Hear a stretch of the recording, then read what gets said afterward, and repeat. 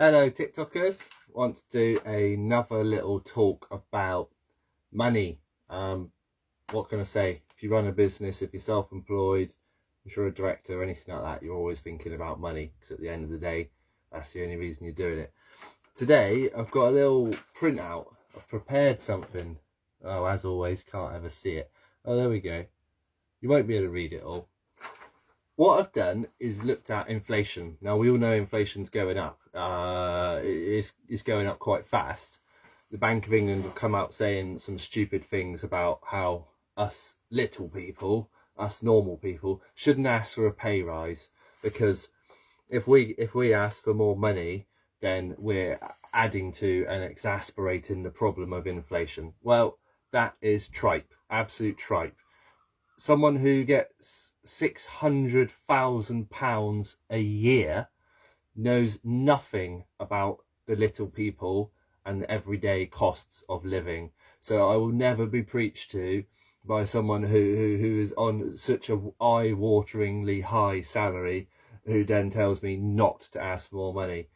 If you're employed, if you're self-employed, if you run your own business, all you know is that your costs are going up, and therefore your price goes up. Your price of labour, your price of materials, the price you sell your goods, the price you sell your services, your salary, whatever it is, needs to go up. Inflation is not controlled by little people like me and you. It's controlled by the people who run the Bank of England and people in government. It's for them to sort it out. It's not for you and me to take the fall. That being said, inflation at the moment, and the reason I printed this out is because the numbers change so often I can't keep up with it. Inflation at the moment is 7.8%. If you run a business or are self-employed, if you have not put your labour rates up, your product selling cost up, your service rates up, whatever it is you sell, whether you sell yourself, your time, or whether you sell products and materials and like a shop, items on Etsy or whatever it is, if you haven't put your prices up by 7.8% this year, firstly, you are giving yourself a pay cut, and secondly, you're mad. Like, you need to understand every year financial figures. You need to look at the RPI, that's the, I can't remember now off the top of my head, RPI, and the consumer index rate. Consumer index rate I find is better than RPI, and I always use the consumer rate as like a benchmark. So every year I review my rates that I'm charging. I look at, as a rule of thumb, the consumer rate, and then I see what my costs were for the previous year, then therefore what they need to be for the next year. And I need to put them up by 3%, 5%, 7%, whatever it is. And I look at the consumer rate as like a rule of thumb and go, oh, that's good. My rates have actually gone up roughly in line with that. So look at the consumer price index and the RPI, get those numbers, but also look at inflation, 7.8%. Now, what I want everybody to do, and this, I've just literally done this now, it took me 5 minutes, is you go on to ons.gov.uk. That's Office of National Statistics.gov.uk. They've got all the statistics of inflation and average typical households and families. You plug in your monthly expenditure, your mortgage, groceries, alcohol, everything. If you don't have those figures, the website will prompt you that you need to be thinking about those figures. So it's a really good way of going, oh, I didn't think about that as a monthly cost. How much is that actually costing me? So if you don't have them, it will take you longer than 5 minutes, but it will really encourage you to actually step back and work out what your monthly figures are. I know mine like the back of my hand. You plug them all into the website, takes you 5 minutes, and it will then give you your own personal rate of inflation. So the national rate is 7.8.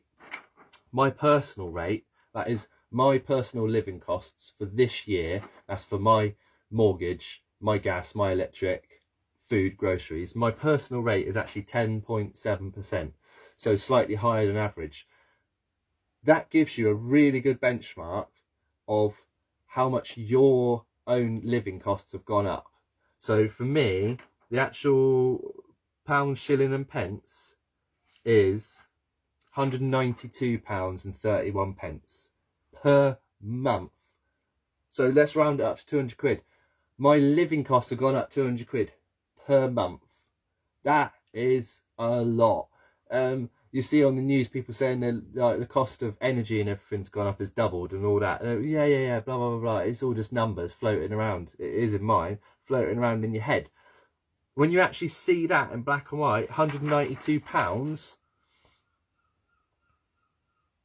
makes you realise, it sinks in. That's 2,400 quid. Last year I had that 2,400 quid. I spent it on all-inclusive holiday for me, my wife and my 2 kids. Effectively what that means is, by the cost of living going up for everybody, there's one less holiday you get. Now if you have 2 holidays in a year, you're in a good position financially. That's now been cut to 1. If you're the type of family that only has 1 big holiday each year, and we've had 1 in about the last 5 years, that's it. You're down to no holidays. All your money's gone. You're breaking even. There's no profit. So that's why I wanted to just really hammer this point home. I'm labouring the point, because everybody's got to do this. You need to find out what your personal living expenses have gone up by, and then it's no good working it out at the end of the year after the money's all spent and going, oh, flipping it, where did all the money go? Do it now. You'll find out what's going to happen. You can forecast and you can do things to get that money back. Increase your rates. So 10.7%. That's my personal rate, by the way. It's not my business. All these numbers are personal. Your living costs, they're all personal. But they give you a guide of how much you should be putting your business costs up. You know, we all know materials prices gone up in construction. Fine, that doesn't make any difference to me. It just means every quote that I send, the materials elements of that project are higher than they were last year. But it doesn't affect me personally. The cost of what I'm selling has gone up. It doesn't mean I'm making more money, because the customer's paying for materials at the end of the day. I've lumped it all into a price. I've sold something, wrapped it all up as a deal, bought raw materials, sold something to somebody. There you go. The cost is higher, but it doesn't mean I've made more money. It just means the material's gone up. But now the cost actually does need to go up by at least 10.7%, because otherwise I'm effectively giving myself a pay cut. If I don't put mine up by 10.7%, I'm losing 200 quid every month, aren't I?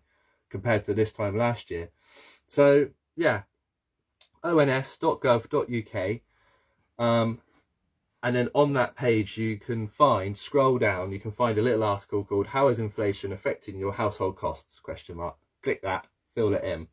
If you can't be bothered to find all that, because the website address is about that long, go on my Facebook page, facebook.com/Upcycle Interiors Ltd. That's the abbreviation for limited. And you'll find a link on there. I'll put it there. You can just click that and you'll find out how much it is. So mine's gone up £192.31 per month. And the main factor of that, which I'm sure you can guess, is energy. So my energy is increased by £81.80 per month.